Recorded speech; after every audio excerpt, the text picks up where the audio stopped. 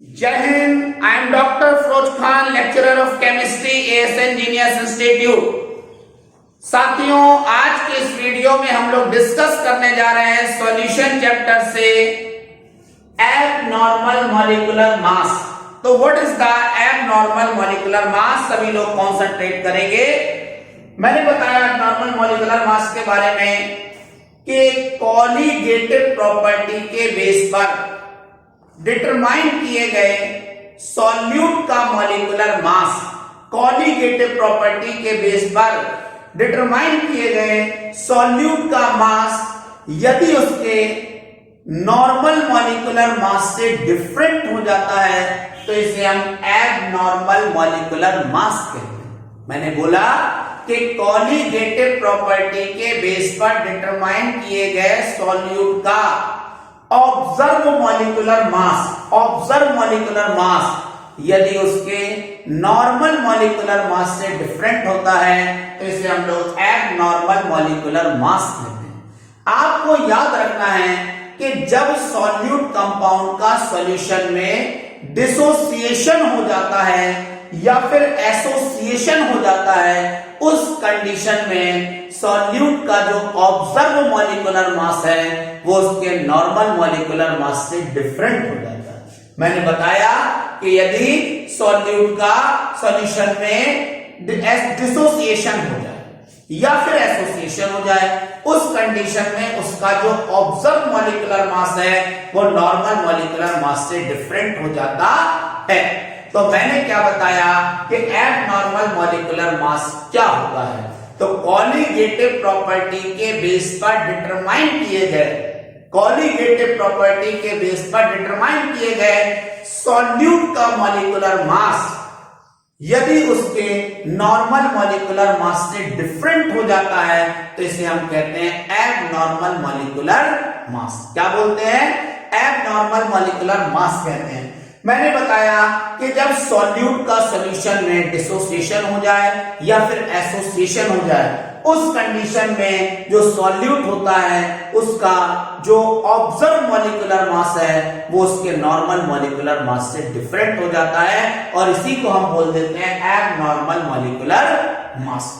याद रखना है जैसे कि पोटेशियम क्लोराइड KCl, जब आप KCl को वाटर में मिलाते हैं, वाटर में डिसॉल्व करते हैं तो ये K पॉजिटिव और Cl नेगेटिव आयंस में ब्रेक हो जाता है, यानी ये डिसोसिएट हो जाता है।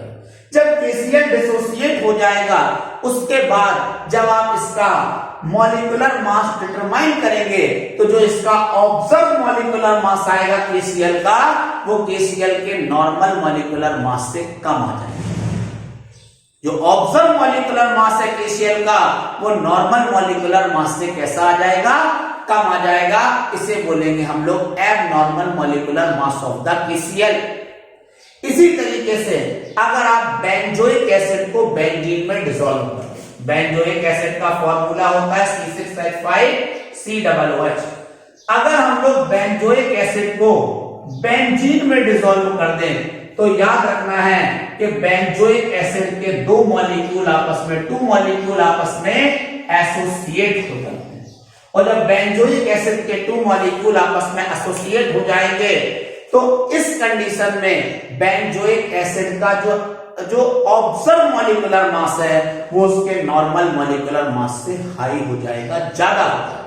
इसे हम लोग बोलेंगे एबनॉर्मल मॉलिक्यूलर मास। तो बिल्कुल लास्ट बार समझते हैं what is the abnormal molecular mass.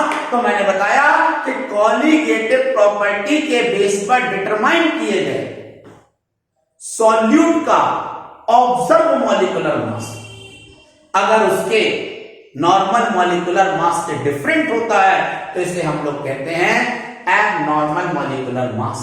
मैंने बताया कि जब सॉल्यूट कंपाउंड का सॉल्यूशन में डिसोसिएशन हो जाए या फिर एसोसिएशन हो जाए, उस कंडीशन में सॉल्यूट का जो मॉलिक्यूलर मास होगा, कौन सा? ऑब्जर्व मॉलिक्यूलर मास, वो उसके नॉर्मल मॉलिक्यूलर मास से डिफरेंट हो जाए। आपको याद रखना है जैसे जब हम लोग KCl को वाटर में डिसॉल्व करते हैं तो ये K पॉजिटिव और Cl नेगेटिव आयंस में डिसोसिएट हो जाता है। इस कंडीशन में KCl का जो ऑब्जर्व मॉलिक्यूलर मास आएगा वो KCl के नॉर्मल मॉलिक्यूलर मास से डिफरेंट हो जाएगा, मींस कम हो जाएगा। डिफरेंट मींस या कम हो जाएगा। जो ऑब्जर्व मॉलिक्यूलर मास होगा KCl का वो KCl के नॉर्मल मॉलिक्यूलर मास से कम हो जाएगा। इसी तरीके से मैंने बताया कि जब आप बेंजोइक एसिड को बेंजीन में डिसॉल्व करते हैं तो बेंजोइक एसिड के 2 मॉलिक्यूल आपस में एसोसिएट हो जाते हैं, जिससे बेंजोइक एसिड का अब जो ऑब्जर्व मॉलिक्यूलर मास आएगा वो उसके नॉर्मल मॉलिक्यूलर मास से हाई हो जाएगा, ज्यादा हो जाएगा, और इसी को हम लोग बोलते हैं एबनॉर्मल मॉलिक्यूलर मास। तो लास्ट वाला डेफिनेशन देखेंगे कि कॉलीगेटिव प्रॉपर्टी के बेस पर डिटरमाइन किए गए, कॉलीगेटिव प्रॉपर्टी के बेस पर डिटरमाइन किए गए, याद रखना, सॉल्यूट का मॉलिक्यूलर मास। कौन सा मॉलिक्यूलर मास? सॉल्यूट का ऑब्जर्व मॉलिक्यूलर मास यदि उसके नॉर्मल मॉलिक्यूलर मास से डिफरेंट आता है तो इसे बोलते हैं कि हम लोग एबनॉर्मल मॉलिक्यूलर मास। और मैंने बताया कि जब सॉल्यूट का सॉल्यूशन में एसोसिएशन हो जाए या फिर डिसोसिएशन हो जाए, उस कंडीशन में उसका मॉलिक्यूलर मास जो नॉर्मल मॉलिक्यूलर मास होता है उससे डिफरेंट हो जाता है। इसे हम लोग बोल रहे हैं एबनॉर्मल मॉलिक्यूलर मास। और एबनॉर्मल मॉलिक्यूलर मास के बाद हम नेक्स्ट टॉपिक यहां पर एक्सप्लेन करेंगे, कॉलीगेटिव प्रॉपर्टी।